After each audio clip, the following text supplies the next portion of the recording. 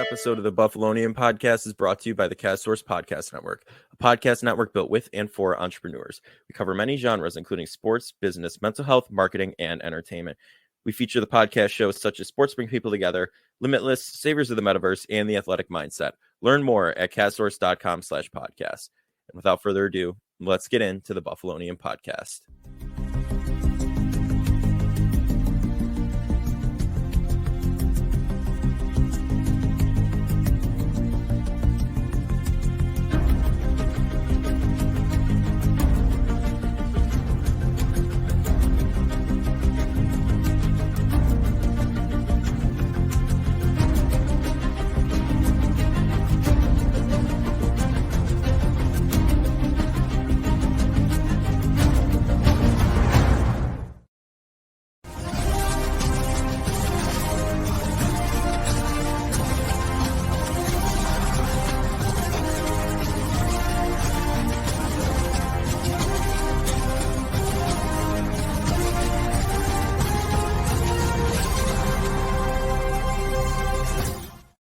We are back with the Buffalonian Podcast. I'm Joe Callie, and as always, I'm joined by Dom Loss and Mike Marino. And this, as everyone probably knows that's going to listen, is not going to be our usual shenanigans with the Bills talk. We unfortunately had to witness Damar Hamlin be seriously injured on the field the other night playing in Cincinnati. And I don't know. I mean, it's so tough to see. I got to bring you guys back to here. Sorry, I got a little ahead of myself on that one. You're all good, buddy. I don't, 20 years on this planet, roughly 13, 14 watching football games, right? I've never seen anything like that. Even Joe Buck and Troy Aikman, they couldn't even believe what they were watching down there. And it didn't even look like the nastiest hit or anything like that. It just right place, exactly the right moment in time, like 1 in a million, like absolutely insane. And credit to the Bills medical staff and all doctors that were there. I mean, we saw them performing CPR, and we find out that they actually got his heartbeat back to normal on the field. So that's huge. That was big. And they waited for his mom to come down from the stands. I just want to know, like, with you guys, I mean, just sitting there, well, I know we weren't at the game. None of us were in Cincinnati, but watching it on TV, I mean, it's just like, what was going through your minds, like, as soon as he collapsed to the ground? Like, was it like same as me, just kind of like, what's going on? Or they didn't show it. They didn't even show it right away. They cut the commercial right as he stood up. So it was just, I don't know. It was just, it's crazy. I mean, what do you think, Dom, Mike? Yeah. You guys can hear me, right? Yeah, we got you. Yeah. And you're not repeating back into my mic. No, we're good. I just want to double check that before I started speaking again. Okay. All right. No, you're good. No, I think we're so used to those hits in football that we're kind of numbed at, to be honest. I mean, earlier in the day, I was watching Tulane USC, and on Tulane's final drive, they threw the ball over the middle of the field, and the safety hit the wide receiver, and they both knocked each other out. Yeah. And that just seemed kind of like I don't know. I didn't really have you don't really have a reaction to it anymore after a while of seeing that kind of violence of that's kind of just the game at this point. So, I mean, it just looked like a physical play by T. Higgins on Hamlin. And, when they zoomed him on the ground, you just kind of thought maybe he didn't get up, because I didn't really see him get up when they cut out. So, obviously you had no idea that he stood up and then collapsed. And, I mean, you get a sense that something was wrong by the the haste of stuff. The haste of the medical staff and the faces of the players. But, I mean, I didn't think it was life-threatening. You think he just got knocked out cold. I mean, people do that. I mean... Right, you think you're going to see the thumbs up when he's getting rolled off the field. You know what I mean? So. Like, it's just how everyone thinks now. I mean, I don't know. It's tough to watch, truly, now, after, especially, seeing... I know a lot of people are saying, Tua putting the thumb up, like, he's okay, like, even with his concussion and stuff, like, and there was no indication here for hours. I mean, it didn't feel like hours, though. I was sitting watching, just hoping he was okay, and you saw the entire Bills team, and it's just, I don't know. It's horrible. It truly is. I mean, it at the end of the day, these injuries are known that could happen, right? Like that's a 1 in a million injury, but this is a quote unquote violent game. People are 300-pound guys are flying at each other full force to try and get this little leather ball. You know what I mean? Like it's I mean, that's what everyone's been talking about the past couple of days. I mean, all sports news has just been on how violent this game is and how it's like a step back and you can actually like take a second now and watch it a little differently. Like it pulled you out of it a little bit. So I don't know, Mike, what do you got? Yeah, no, I think it's just like, it's really scary to see how, you see the hype around this game. Like it's most important game of the year for both teams and, how everyone's so excited for it. And then in an instant, it's like you could hear a pin drop in that stadium and like you just see how everyone doesn't care about the game anymore. They just care about Hamlin, actually like fighting for his life here. And, it's just so scary to think that the hit didn't look bad. It looked like a routine, play.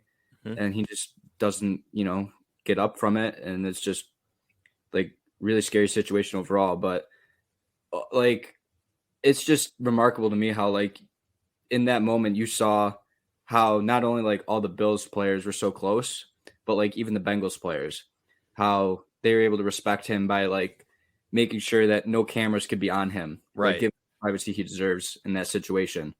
And, you see how all the players are instantly praying and they're all crying and just like, heartbroken at this moment because, for some of these guys, they battle with each other. Like they know each other probably better than some of their own family members. They're with each other every day for the majority of the season and they're like brothers. Mm-hmm. And it's just, it's bigger than football. Like football is just a game. Like, it's supposed to be fun, supposed to be something to get our minds off of things, but it's just really unfortunate when things like this happen. And, it's really good to see how, we saw Diggs, he like Ubered to the hospital. Other players were trying to get to his family, make sure his family's doing okay. Like it's really good to see how everyone's like really caring about him. And all 32 NFL teams, they changed their Twitter to Damar Hamlin. Other leagues, the Sabres had the Damar shirts. All the other leagues were doing stuff for him. The Capitals last night even honored him by a moment of silence and everything, which is crazy. No, like, it just shows Damar Hamlin. It's insane. Yeah, no, it just shows how like all sports, are together. Like everyone is there for him. Everyone's praying for him. We want him to have a good full recovery, and it's just really terrible to know that like you're out there one play thinking, I'm going to make this play, next play's next, and then he's down and unfortunately didn't get up. And it's just really scary to think that that can happen because you see some of these hits where it's like, how do you get up from that? And then there's other plays where you don't even notice what happens and the guys are seriously hurt. So it just really makes you think that like life is like fragile. Like you don't realize until something like this happens that you really had to take appreciative for being healthy and all that, because just recently Buffalo in general is just taking a hit with tragedies. And it's like, this is just nonstop so far this year. And it's really sad because it's not fair. It's like, we can't control it. Mm-hmm. It's just not fair that we have to go through these things. And, you just got to be appreciative of what you have and who you have, because it's been proven you never know what can happen when it can end. So, yeah. And I think that's what a lot of people are doing. They're taking a step back and realizing that. I mean, he was on One Bills Live a couple of weeks ago talking about how when Dane Jackson was injured, he, was squeezing everyone's hand a little extra hard and stuff like that, saying you never know when could be your last time doing something like this. And just, it's true. He's 24 years old. Would anyone have expected anything like this to happen to him? Absolutely not. It's crazy because we're 20 and 21, you Mike.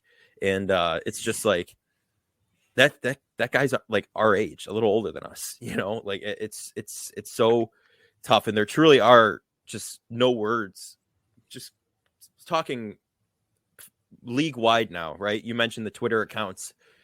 You mentioned, whatchamacallit, like the NHL doing stuff.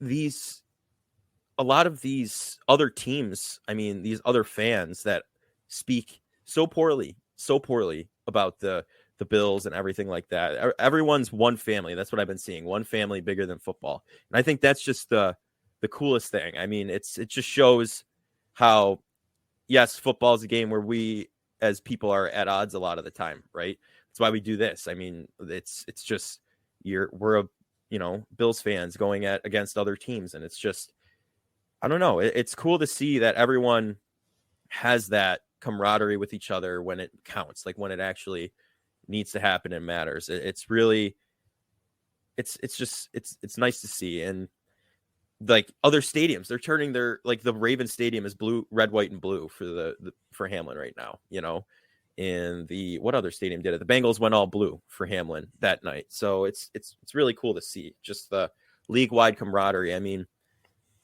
even going into the donations and stuff, it was at $2,500, right? That was the main goal in 2020. He started this little toy drive for his hometown. Within an hour, I think I saw it was like 830,000, right? Which is unbelievable in itself, right? That number just kept climbing. And it wasn't just Bills fans.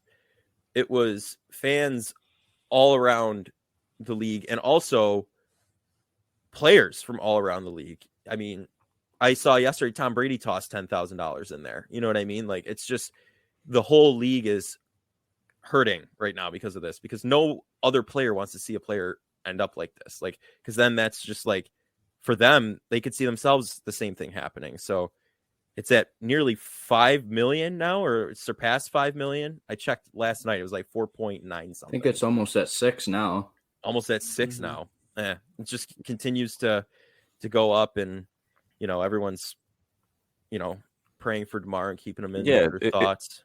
It's pretty cool. I mean, to see the unity across the league. I mean, you kind of get chills looking at, what's going on with all the donations and all that. But you hope from like the mental side of it that, the league is getting involved, making sure every player, every coach who's kind of on that sideline, checks up with themselves mentally to make sure they're okay. Because, I mean, I know I don't know if I would have be able to continue playing football in the short term after witnessing, one of my teammates, as Mike alluded to, like, those guys are so close. I think Troy Aikman said on the broadcast, like, you see those guys more than your family. So to see the realization of that could have been them, I think, that has to have some scarring effects. So I mean, I hope every player, even across the league, I mean, who are witnessing it, fans too. I mean, that's pretty scarring. I think it's going to be hard to see what happens coming up, but yeah, I think that has to be a big emphasis for the league. I also think, big props to the medical staffs, both, at the hospital and on the field, because, I mean, they saved his life. I mean, his heart stopped beating. He wasn't breathing on his own. Like, if they weren't administering, care and CPR, he would not be with us. So, I mean, those guys I mean, we talk a lot about heroes, and those guys are definitely one of them. And, yeah, I mean, I think it also shows the, the importance of everyone getting certified in CPR and being able to learn how to use an AED in any situation.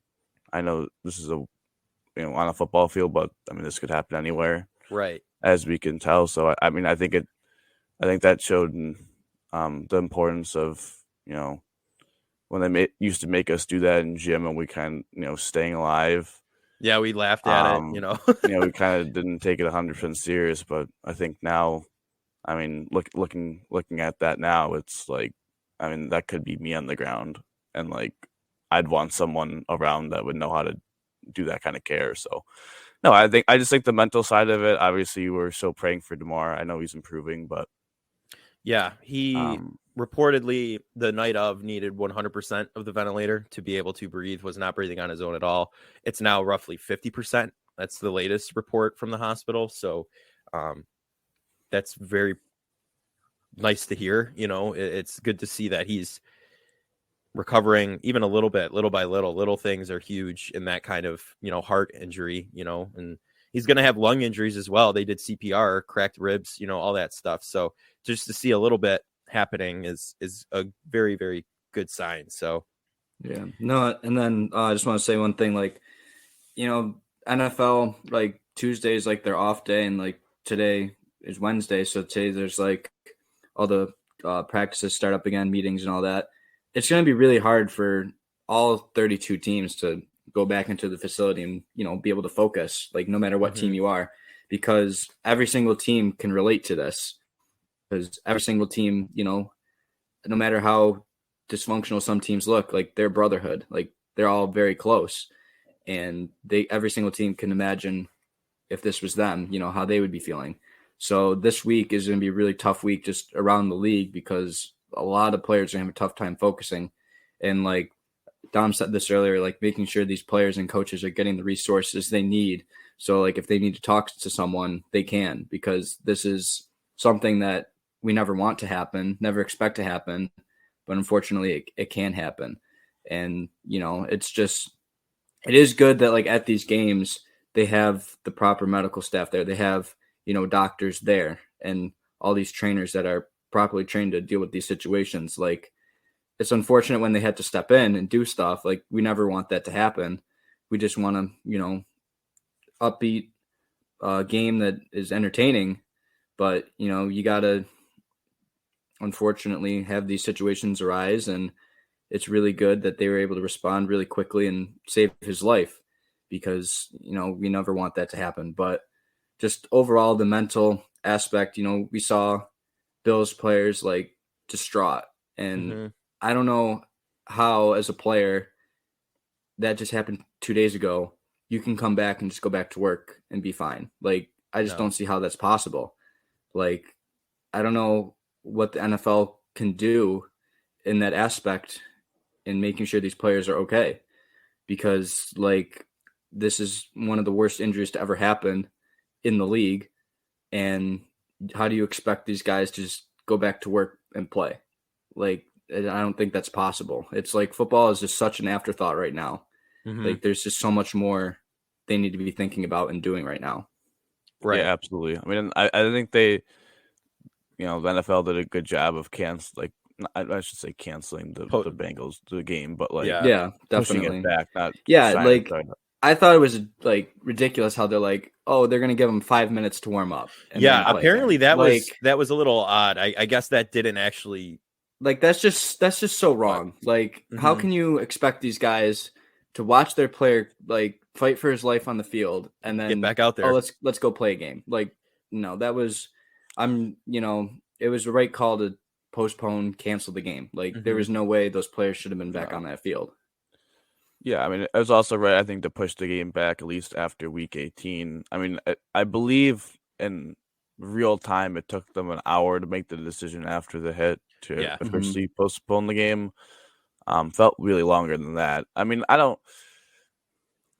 my thought process is that I don't know about the 5 minutes. I feel like that's just kind of like I hate to say it's standard protocol, but for an injury, in this situation, nothing about this was standard. So, I don't know who initiated that.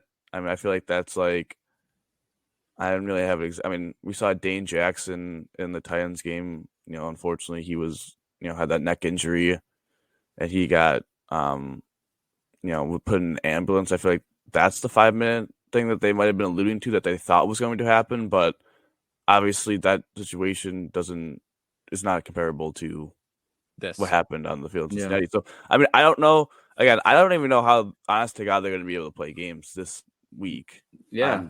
I just don't know how. I mean, maybe the other teams in the league can, but I don't know how the Bills and Bengals can. And then I don't know how they're ever going to reschedule this Bengals game. I don't even know how, honestly, I don't even know how they're going to be able to play it in Cincinnati. Yeah, like, mentally I don't going think back you there. could play that game of that field. But then you look at it and, like, I mean, those teams could potentially play each other in the playoffs in Cincinnati. So, like, I don't know how to I don't know what to say to that. Like, No, yeah, I so, agree. I mean, I just think like all I mean, in my mind, like the Super Bowl playoffs chase for the 1 seed are so like in Far the gone. backside of my mind, but at the same time, it's like I don't know how they're gonna. I don't know what they're gonna do, but we're all focused on Damar. So Yeah, and I think that's that's the biggest thing that everyone's been focused on. You don't even hear other like the Bengals talking about it. Nothing. Like it's just, and people are donating also to T. Higgins charity as well, trying to tell him this was not your fault. People are trying to say that, and that's just not true. It's a fluke injury. It was crazy, but just before we wrap this up again, our prayers are with Damar, our thoughts are with Damar, and we hope for a speedy recovery. We are back, and we're gonna give you our Buffalo Sabres talk for this week. It's been a great week for the Sabres. I know we chatted last week. There was nothing, absolutely nothing happened. It was basically a Sabres rundown. Well, not this week. We have some talking points here. Just outstanding week, in my opinion. I couldn't have wanted it to go any better, honestly. I mean, I think my prediction was right at the end of the day. We'll get to that. But Kiko, if you wanna take us through what you got for us today, and on the talking about the Sabres' fantastic week they had. yeah, I mean they went 3-1, so they got 6 out of the possible 8 points. Did I say Kiko again? You did. I did. It's okay. I did. Okay. Sorry, Dom. Dom, take us through. So, if you look at the standings, I believe they're 2 games in hand on the Islanders, who I think are the wild card team, and I believe they're 4 points back. So, definitely a good week, especially getting you beat the team in your division, Detroit. You beat another team on the road in Boston, the first Eastern Conference team to win in Boston this year, and then you beat a pretty good Capitals team on the road, who are, I still believe, are third in the Metro. I mean, the Metro is just kind of an absolute dogfight. So I don't know about that. But those are two teams in the playoffs. A tough team in your division. Obviously, losing in Ottawa is really annoying. For a reason, they can't win Ottawa this year. 0-2. Kind of both very similar games. If it felt like they outplayed Ottawa, but like that was our home opener, right? Sorry, what? That was our home opener, right? We beat them here, right? Yeah. Oh, okay. It just felt like I mean they played Ottawa 3 times, even the home opener. I mean they just played really sloppy against Ottawa. For every reason, they just like seemed to be like a half step behind of always having the puck for too long, and then later in the game they don't have the puck enough. Like they don't. It just I don't know. Their decision making against Ottawa just completely craps the bed. Yeah, it's their kryptonite. Every team's got their kryptonite, and Ottawa's there's always that. Kryptonite. Yeah, there's always that one matchup that's like it's just you always have a tough time against. Yeah, it's like the Bills Titans. I mean, not this season, but seasons past. I mean, they were pretty. So. I mean, I think overall, it's really encouraging to see how well the Sabres have played recently. I think this is what we wanted them to maybe not necessarily be a wild card team, but to at least be like in the fight for it. And, now that it's the new year, like it's still really encouraging to see how they played well. Like they were on a losing streak early on, and how they've kind of bounced back from that and shown that they can fight is really encouraging to me for the future. Showing that like we're actually finally making progress rather than just staying stagnant all the time and being at the bottom. I would agree with that. And, I mean, just some of these teams we played, like the Bruins, tippity top of the division here, right? Tippity top of the conference, like of the league, arguably, right? Like one of the best teams in the league. Like that, beating teams like that is the indicator here that the tides are changing. We're going to a high tide now, like it's getting really exciting to watch Sabres games. And not that it wasn't before, but for the last decade, it hasn't been, I mean, it's just, well, for the first time in how many years you have multiple star players on the team, right? You know, like Tage Thompson is arguably, in my opinion, no bias here, but a Hart Trophy favorite. Oh, absolutely. You have Tuck, who's breaking out, having a career year. Jeff Skinner's having a career year. Rasmus Dahlin's having a career year. Like Dylan Cousins is showing that he's going to be the second line center for this team. You have all these young players that are just growing and getting better. It's like this is what we've expected for the past decade, and it's nice that we finally got the pieces together. Where maybe Granato's not the greatest coach, but for right now he's the right coach, and he's done the right things to get these players going. I like that. I like that. Maybe Mike Marino will be the right coach one day to take him to the cup. Okay. You know, because I've played big win hockey, a single game of hockey my entire life. Definitely qualified. Listen, Jeff Saturday. I mean, you wouldn't be Jeff Saturday for that show. And he lost his last high school football game, according to your trivia question. So he's only won one NFL game against Josh McDaniels. So but it's good to see. I mean, obviously, is what Mike. I mean, Tage already has 30 goals. I think in the beginning of the year, we were all like, maybe he takes a step back from the 38 he scored last year and scores 30 and improves other parts of his game. I mean, he's a complete one-way. I mean, he's like someone compared. I can't remember who, but someone on Twitter compared him to Bambi in his own end. I just can't get that image out of my own head. But I mean, it's true. But yeah, I mean, he's already at 30 goals in what they're 36 games in. I mean, that's just an insane pace. Tucker's on pace for over 90 points and 35 goals. Obviously, Dahlin's at like around a 90-point pace. Skinner's over a point per game. I think Cousins is right around there. So I think it's a really good sign that you have all these elite players, but also you have guys buying into different roles. Yost, you kind of up and down the line of Krebs. I don't know what they're doing with his development because I just feel like he's more and more like a fourth line center, which I feel like he still has the potential to, like the offensive potential to be a third line center. But we'll see with that. I mean, he's played really well in his role. I mean, he made a nice play on that pass last night, diving to break it up. Yeah. But Oposo, it's nice to see him get a Hattie. Mm-hmm. Almost the oldest player in franchise history. Don't know if that was a trivia question. Slowest. Not today, but I will not say the answer to it. But I mean, it's good to see. I think what the best part about this is that the Sabres are still winning, and there are certain guys who in the beginning they were producing that haven't really produced recently. In the fact of like, I don't think Quinn hasn't scored in, I want to say, the last 10 games. Mm-hmm. I think Peterka has scored once in the last 10 games. Yeah. So like those two guys, I mean, going kind of on the rookie wall, but still having, that was to be expected, honestly. Yeah. No, it definitely is expected, but like just like those two guys who were playing like top six forwards to all of a sudden kind of not be playing like top six forwards would, like in years past, be a complete detriment to the team, and like the team would sink. But it's nice to have other people step up and Casey Middlestat with the assist last night. Yeah.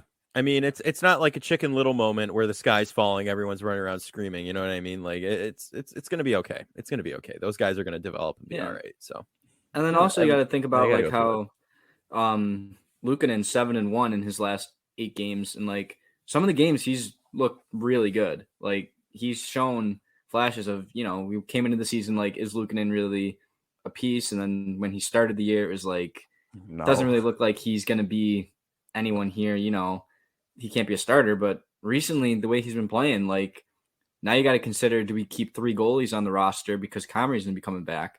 Like, do you really want to send him down because he's been playing pretty good? Like, yeah, I don't think they can. I mean, his last 5 starts, I think he's 5-0 with a .921 save percentage, and like you could, easily say the last 4 starts before this Capitals one, he's like legitimately carried them. Yeah, like the Vegas game, they didn't deserve to win. The Bruins game, I mean, they really honestly didn't. I mean, they truly kind of didn't deserve to win that game. But I'm blanking on like the other 2 games before that. But last night, I don't think he was like on that level. I think he was like a B minus. Like it wasn't his best game, but he definitely like made this like enough saves when the time mattered. And I mean, that was a nice win last night. Yeah. I mean, it's a little unfortunate to play a team in the playoffs and play a 3-point game, give them a point. But it's the second time in the last 3 games they've been down a goal in the third period and they've been able to battle back. Yeah. I mean, it's just, I think to sum everything up, what we saw this week, it was fun to watch. I think that's the biggest thing we can say at this point. I have been standing up in these overtimes, watching the games, like getting excited, like I'm there. Like I can't even fathom like being there for these games. I would be going nuts. I'd be screaming. Like it's really cool to see. I think they went on whatchamacallit. This is the first time there's a stat. The first time the Bills and Sabres have had an active win streak of over a certain amount of games. I saw that the other day. It was the first time the Bills and Sabres were on 6-game winning streaks at the same time. At the same time, yes. So Obviously, I think we're approaching a new golden age of Buffalo sports here, all around. Yeah, I know how gloomy, how doomy what November was. How we were talking about like the Sabres on an 8-game losing streak. I don't think Granato's not the guy right now. Yeah, all that stuff. You know what I mean? So yeah, it's interesting. Well, two things I would say are going to be very interesting in the coming week roster wise is Mike alluded to if Comrie coming back. I mean, are they going to carry 3 goalies? Are they going to, send UPL down? Are they going to waive Comrie? Are they going to waive Anderson? I would say they would carry 3, and probably send down either Hinestroza or Asplund. Unfortunately. Probably Asplund. I mean, they've been scratch. Like, go back to episode 1 if you want to get my opinion on that. Another like lineup point is I think Hinestroza's played once in the last month, and Asplund's played I want to say 3 times in the last month. So at some point, like I feel like you got to rotate someone out. I don't know. At this point, I mean, we all know. I mean, like, sorry to interrupt, but like, I think all 3 of us kind of like know who should be out of the lineup. Well, but who the coach loves for some reason. But yeah, should and Willard. I told you every time he does a good thing, he gets 10 more games. That's just how it is. Honest to God, though, I will say this. I feel like if anyone should be out, it should be Olofsson because Middlestats played better recently. He's at least producing, and Olofsson like is just completely invisible. Like you never notice. Like I don't know. Like he never has the puck. He never is battling on the forecheck. He's not shooting, and he's not on the first power play. And at that point, it's like if you're not shooting, I don't need you. I feel like he's the guy that should be because Krebs is playing well in the 4th line role. You're not gonna scratch Yost. I mean, I guess like because I might have just spoken into the existence of Quinn Peterka struggling that they could be, but I doubt that. I mean, because that line played pretty good the last couple. I mean, 2 of the last 3 games they played. You don't want to break up that line. Yeah, no. So I doubt they do that. But shout out to the Invisible Man, Olofsson. Yeah. So, but I think that would be so. The goalie debate is gonna be interesting. I think they carry 3. I think if anyone actually gets waived, it's probably Anderson. And then he just kind of there's a way for him to stay. I don't think he has to report to Rochester. He just kind of stays with the team. Maybe. I mean, if he just says like if like some tells the NHL team like if they claim me, I'm gonna retire. I don't know. Do what Gronk did when the Lions tried to trade for him. He just said I'm retired and then never ended up. Yeah, like I mean, at this point, like I can't see them sending down UPL just because he's played so well, and I feel like they've invested 2 years in the Comrie that they're not gonna like. At one fluke injury, how many like 10 games he played or whatever. Right.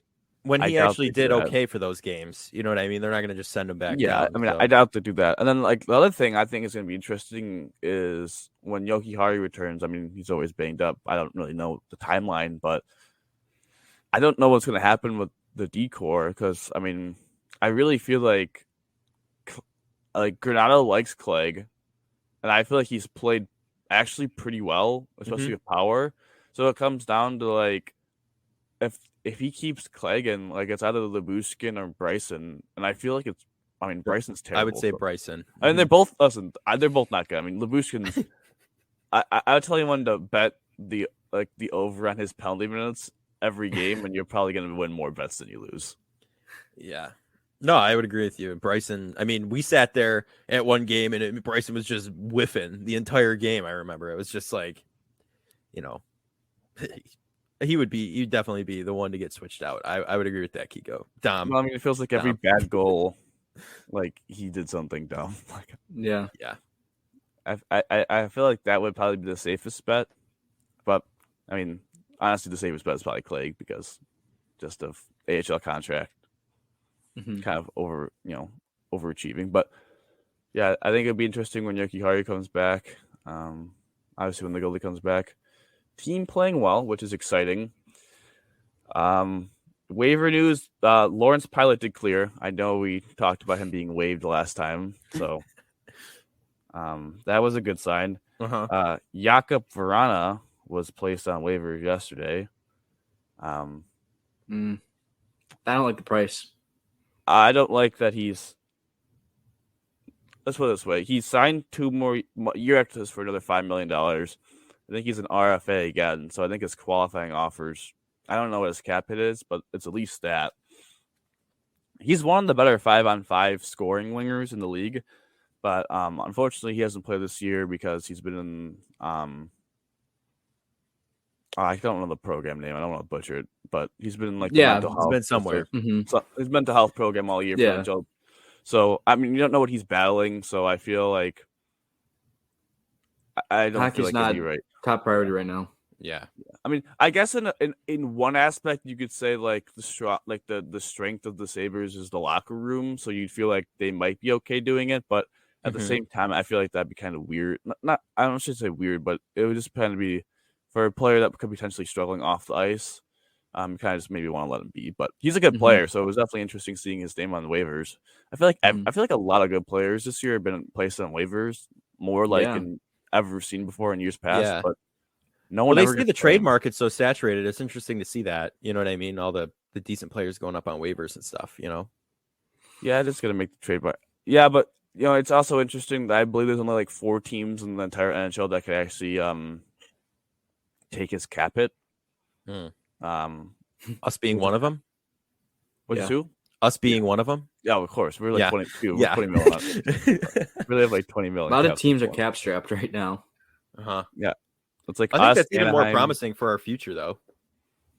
Like how much space we have. Before you know it, Darling's gonna need an extension. Cousins will need an extension. Quinn Paterka.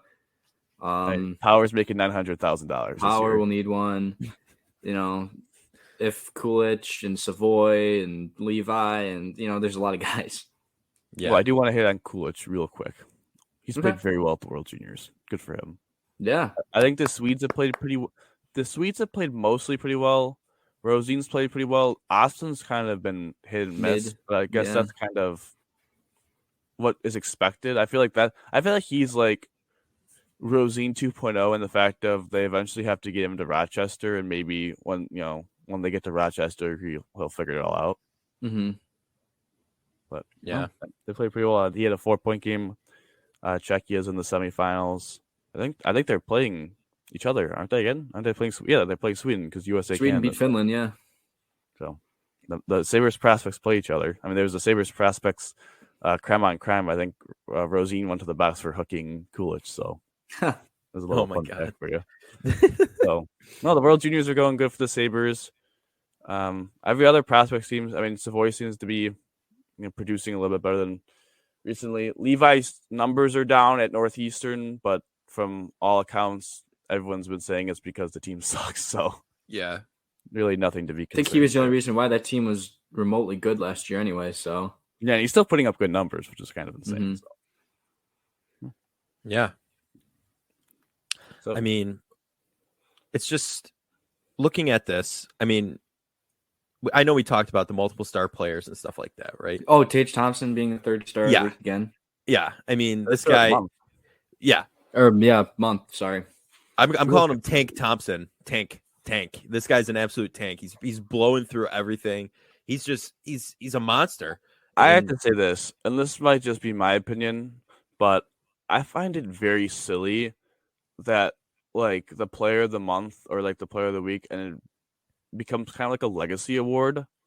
Like Ovechkin was star 1 of the month, and like McDavid's numbers top him, and like Tage and Ovechkin had like the same stat line, and Ovechkin did it in 15 games, and Tage did it in 11 games. Yeah, and the only reason why like Ovechkin's the first star of the month is because he broke Gordie Howe. I mean, I shouldn't say. Yeah, he passed Gordie Howe's, didn't break, but he passed Gordie Howe's for second most goals all time. Like, yeah, I feel like I don't really feel like that should be a part in like your performance for the month. Like, it's a cool achievement, but like, I don't know, that always annoys me. Yeah, I mean, I don't know. It's like in the NFL. Like if someone ever broke the rushing record, but they rushed for 40 yards on the week, like are they gonna win Player of the Week because they broke the rushing record? Like yeah, that's kind of no, that makes sense. Yeah, no, you're absolutely right. And then, I mean, looking at the predictions from last week here, let's break it down. All right, we'll break it down for the listeners out there, viewers out there now. Mike, last week you predicted Tage and Tage. Dom, you predicted Tuck and Darlene. I predicted Quinn and Tuck. I changed mine. I was the only one who changed mine. The goal leader was Tage Thompson with 4. And the point leader was Tuck with 7. So, Mike, you got a half point. You got Tage in the first category, right? Dom, unfortunately, I'm not seeing any points on the board for you this week. Oh, whiff. And then I ended up getting Tuck with the point leader. So this week, I feel like people must be pretty upset. You know, Poso gets the hat trick the first game, probably the betting favorite to be the goal leader of the week, and then that was it. No, uprooted that claim. That was gone. It is also interesting to see that Tuck scored 7 points, but he only scored points in 2 games. Mm-hmm. Yeah, he had the 4-point game in Boston, the 3-point game last night. He didn't, and only scored 1 goal against Ottawa, and the only time the top line had a point was Jeff Skinner's goal in the first game. So, I mean, it's kind of weird. Yeah. Strange game. I mean, numbers are numbers, though, at the end of the day. So, I mean, 7 points, I'm happy after a stretch like that. So, Mike, what are your predictions for this week, buddy? I think I'm going to go with Jeff for goals. I think he's going to go on a little stretch here where he's going to start scoring. And I think Darlene's going to lead in points. He's going to pick up a ton of assists. All righty. Darn. Go. Dom. I keep doing it. I keep calling you Kiko. Dom, what's your I'm going to go Tuck in goals and Darlene in points. I feel like Tuck, like last year, Tuck 38 points in 50 games. This year, obviously having a lot more projected potential. But like it felt like in the first like month or two, it felt like he wasn't playing at the level of last season. Like he was scoring points, but it kind of felt like it was kind of like Skinner and Tage and the others around him kind of like just being better. And he just the last couple like weeks, last month, he's turned it on to like a whole nother level. So yeah, agreed. I am going to go with Skinner and Tuck. I think Tuck's a point monger. I think he's going to continue. So without further ado, I think that ends it for our Sabres talk for the day. How many games we got until next week? I believe 3. 3. We'll do it. You want to do a quick prediction on that before we head into some would you rather or no? I'll go 2-1. 2-1. Mike? Go 1-1-1. Ooh. I'm thinking it's a clean sweep here. I think they go 3-0. I'm going 3-0 on this week. So I don't even know who they play. I'm calling it right now. So I'm going 3-0. But Mike, I think it's your week for the would you rather. Would you rather? Are you prepared? Yeah, I got one. Interesting one. I don't think we've ever talked about this. Sorry if we have, but would you rather have the greatest individual career? So like you're like a boxer or like a golfer or something and be the greatest in that? Mm-hmm. Or would you rather be on the greatest team of all time? So like you're on this dynastic team like the Oilers of like the 80s or like the Bulls of the 90s. Like would you rather be on that team or be individually the greatest? Am I the best player on that team? Yeah. So like you're Michael Jordan or Wayne Gretzky. Or like I guess Ali and like Tiger or Jack Nicklaus. I feel like I would want to be the greatest individual of all time. I just think that's cool. Thinking like of it, being like Tiger Woods, like that. I mean, or even as you said, Ali. Like I mean, those dudes are legends. So I feel like, I don't know. I feel like you can't go wrong, but I feel like for the individuals, it matters what individual sport, but like being on the best like baseball team of all time, like I feel like no one could ever name the best baseball team of all time. And then like, yeah, people watch baseball, but it's not like that much. It's not like I feel like you wouldn't get that much stuff, but I feel like you were the greatest golfer or greatest boxer. I know tennis is kind of not like it's more of a worldwide sport. So I feel like from an American perspective, like being the greatest golfer of all time would be kind of sick. because my golf game is so trash, it would make me feel a lot better about myself. Oh my God. All right. I'm thinking about this in context of my old sport, swimming here. Okay. Would I rather have be Michael Phelps per se, right? 20 gold medals by myself, right? Or would I rather be Ryan Lochte and be meh by myself, like talk smack, whatever. Whatever. We're moving on. Be a good relayer. And be a good relayer, like be on a team. I'd rather have the 20 gold medals than myself. I'm going to be 100% honest with you. I mean, like just thinking of it that way, selfishly thinking about it, being a historical figure on your own, like Ali, like Tiger Woods, being that historical figure in sports for doing it on your own, I think has more resonance. Like Dom said, a relay is going to be remembered as a relay. A baseball team is just, like you said, could be forgettable. You know what I mean? Like just based on the viewership and all of that. And even an NFL team. I mean, you had the Patriots for 20 years. You know what I mean? You had Tom Brady on that team. And well, no one says like Brady's Pats. They say like a specific. They say like the 07 Pats. Right. You know, Exactly. They don't say Jordan's Bulls because some No. of those years they weren't that, in the 80s they weren't that good. You say like 96 Bulls or I mean like they had to specify the year. Exactly. Mhm. And that, I mean, that's why I'd rather go individual, because that really just puts you, cemented yourself in sports history or history in general. And I think that's cool. Yeah. I mean, like individually, it's like no one says like 03 Tiger. They just say Tiger. Mhm. Like, Yeah. I mean, I guess it's a little bit Tyson. different. It's a little bit different for like maybe like Olympic athletes because the year is so specific. Like I guess Usain you could- Bolt or something. yeah, I Yeah. guess you could say Phelps, but like everyone would probably say 08 Phelps because he won 8 gold medals. Yeah, or in something like that. Beijing. Yeah. Mhm. Yeah, so I feel like that might be more specific year wise and like specific wise, but like yeah, the other individual sports no. Yeah. That's No, honestly, like I could go either way. Like I think I'd probably lean more towards the individual aspect, but like I could see like the team aspect, like being close with the team and like being able to celebrate with the team and like just being part of that brotherhood and camaraderie. Like I could see that being appealing, but like I guess I would rather have like all the personal stuff because like you're the best. We're all Like selfish. if you're on a team, yeah, I guess. Like if you're on a team, like you still need other people to contribute. You're You the know? best. So yeah, if it's individually, like you're the best, like it's you. Yeah. Rocky So- Balboa, the Karate Kid, fake versions of that, that it's like Dom was singing, the best around, so it's definitely individual Yeah. for sure. All right, Mike. Yeah. All right. That was so a now good one, we'll buddy. yeah, I'm glad I got you thinking. I think the consensus was all there, but like it's all right. So we'll go into some trivia here. We'll start with the Bills. So it's Pro Bowl season again. I think I did a Pro Bowl question last week about Thurman. Who on the Bills has the most selections to the Pro Bowl? Probably easy. A little bit easy question. I would narrow down to Oh, two. I have mine. Joe, you go first. I know. I'm thinking. I'm narrowing it down to two. Can you answer a question for me, Mike? Surely. Defense or offense? Oh my gosh. I'm just Okay. gonna go. I'm Bruce just gonna say it's Bruce Smith. Yeah. Yeah. 11. Billy Shaw and Ruben Brown have 8. Andre Reed and Steve Tasker have 7.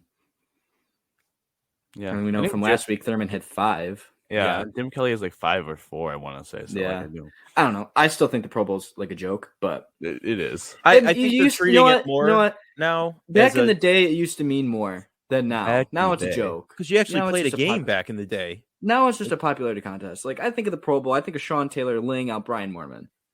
Right. Now it's just like Mac Jones they finally was in made it last flag. year. Like I don't know. It's just I don't respect the Pro Bowl. Like it's like an all-star game, but like I don't know. We get a lot of I don't casual think- fans. It's just throwing sad votes how in for like the I most think well-known person. I think Dom said this how like it's like a legacy, like Pro Bowl is like a legacy thing. Like you get Hall of Fame votes for making a ton of Pro Bowls when Mhm. it's like Flawed. Pro Bowl is kind of a joke, like it should be more like all pros and like Right. Yeah. That's actual stat line instead of just Pro Bowls. Because like Russell Wilson, how many Pro Bowls does Russell Wilson have? Like 8 or 9? 9 he or was in it 10. last year. Yeah, He like did he just one. kept, he kept making the Pro Bowl. Like I don't know. Okay, next question. Sabres question. Okay. So there's a lot of rookies on the team right now. We got, Quinn, Paterka, Power. They're all you could say like at one point they're all Calder candidates. Mm-hmm. So there's been how many Sabres players to win the Calder, and can you name the players? I'm not going to name the players. I can tell you that right now, but I can take a shot in the dark on the number. Okay, go for it. Oh, see, I feel like I'm gonna mess this up.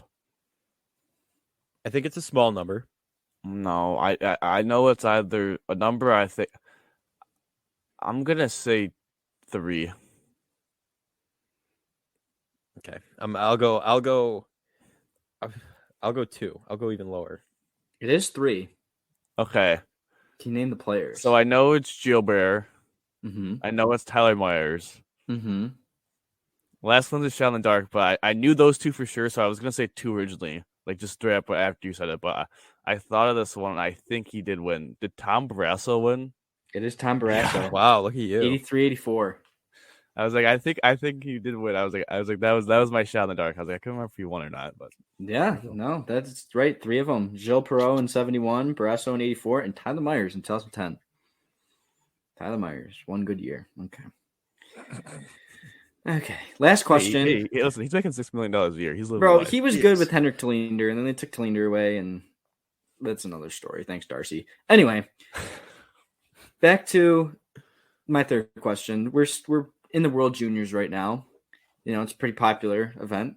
There's been quite a few tournaments dating back to the 70s. Can you tell me who the first winner was? Okay, I'll just do this. There's an official tournament and an unofficial tournament. Like it's the same winner, so it doesn't matter because they're both the same winner. But like I guess the first official winner of the World Juniors. I mean, I feel like the proper guess is Canada. Yeah. Is it not Canada? Canada's They got silver. Canada Okay. got silver? I guess my second guess would be the Soviet Union. Yeah, Russia. It's the Soviets. Oh my gosh, I thought 1977 was the first official tournament, and the Soviets beat Canada. And Czechoslovakia was the bronze. Finland was fourth. Wow. The first unofficial one was 74, where the Soviets beat Finland, and Canada was bronze. You think Canada would be on top? You know what I mean? I was Shout right out with you on that, Dom. Shout out to Connor Bedard for being insane. I thought he was about to say shout out Soviet Union. I'd have to edit that out. You know what I mean? God, no. God, no. Okay. No, Connor Bedard he broke the record for Canada for goals and points and all that. Is that the all-time record, or is it just a Canadian record? Well, I think it's a Canadian record. He broke Eberle's goals and Lindros's points or something. So yeah, he still has an opportunity to break Forsberg's all single tournament record. I want to say Connor Bedard's like the next McDavid. He's just insane. And I'm calling right now. He's gonna be in Chicago. Well, dang, he's still winning. I'm to be different. He's gonna be in Montreal. Oh my god! All right. On that note, they're not wasting him in Arizona or Columbus. I'm just saying that right now. Maybe they pair him with Zegras in Anaheim, but the draft lottery is rigged. We all know it. It is rigged. But without further ado, that's going to end it for this edition of the Buffalonian podcast. I've been Joe Cali, and as always, I'm joined by Dom Loss and Mike Marino. And Dom, how do you always end these, buddy? Go Bills, baby. Go Bills. Go Sabres.